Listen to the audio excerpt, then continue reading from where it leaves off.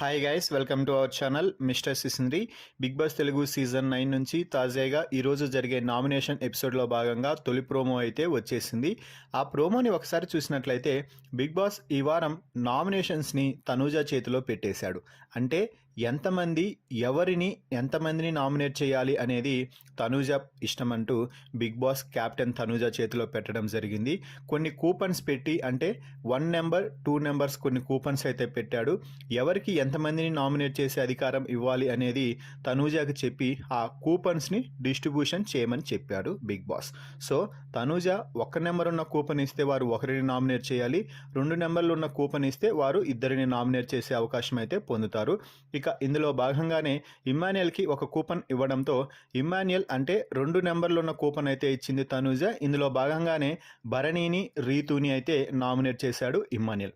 మొదటగా రీతుని నామినేట్ చేసి, నువ్వు గేమ్లో ఎందుకో వెనకబడిపోతున్నావు రీతు, నువ్వు కన్ఫ్యూజ్ అయిపోతున్నావు, గేమ్ పైన కాకుండా ఇంకెక్కడో కాన్సన్ట్రేషన్ చేసినట్టుగా ఉంది అంటూ ఇమ్మాన్యుయల్ రెచ్చిపోవడంతో రీతు కూడా, నువ్వెప్పుడు ఏ గేమ్లో కన్ఫ్యూజ్ అవ్వలేదా ఇమ్మాన్యుయల్, నువ్వు బెలూన్ గేమ్లో కన్ఫ్యూజ్ అవ్వకపోతే ఎందుకు ఫౌల్ గేమ్ ఆడి ఓడిపోయాము, అలాగే నీకు అంత కాన్ఫిడెంట్ గేమ్ పై ఉంటే మీ మమ్మీకి ఎందుకు బొమ్మ ఇవ్వలేదు అంటూ క్వశ్చన్ చేయడంతో రీతుని రివర్స్ అటాక్గా ఇమ్మాన్యుయల్, నువ్వు డెమాన్ బొమ్మను ఎందుకు తీసుకున్నావు అంటూ క్వశ్చన్ అయితే చేస్తున్నాడు.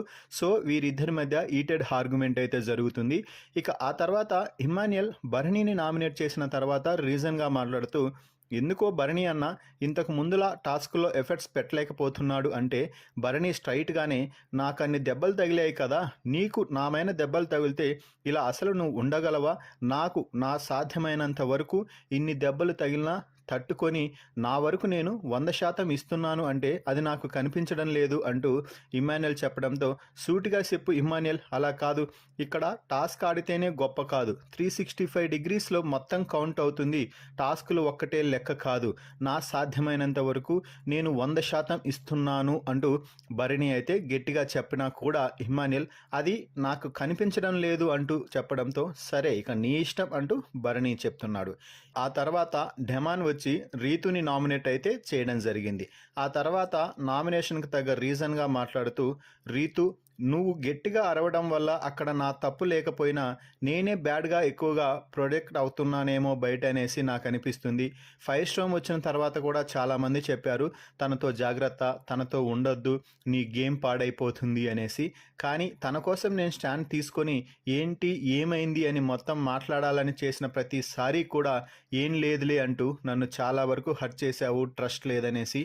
సో నేను ఎప్పటికైనా కూడా నీ మంచే కోరుకున్నా, కానీ నువ్వు నన్ను బాధ పెట్టేలాగే చేశావు, బాధపడుతున్నాను, నేను చాలా హర్ట్ అయ్యాను అంటూ చెప్తున్నాడు. ఆ తర్వాత నామినేషన్స్ ముగిసిన తర్వాత డెమాన్ రీతు వద్దకు వెళ్తే, నువ్వు ఎందుకు వచ్చావు పవన్, మాట్లాడొద్దు అంటున్నాను కదా అంటే, ఎందుకు అంత అరుస్తున్నావు అంటూ పవన్ చెప్పడంతో, నా వల్ల కావట్లేదు అంటూ రీతు అంటే, నా వల్ల కూడా కావట్లేదు అంటూ దానికి రెట్టింపుగా డెమాన్ అయితే అరుస్తున్నాడు. సో ఈ ప్రోమో వీడియోపై మీ అభిప్రాయాన్ని కామెంట్స్ రూపంలో తెలపండి. మరిన్ని బిగ్ బాస్ లైవ్ అప్డేట్స్ కోసం మన ఛానల్ని చూస్తూ ఉండండి. Please subscribe our YouTube channel mister సిసింద్రి.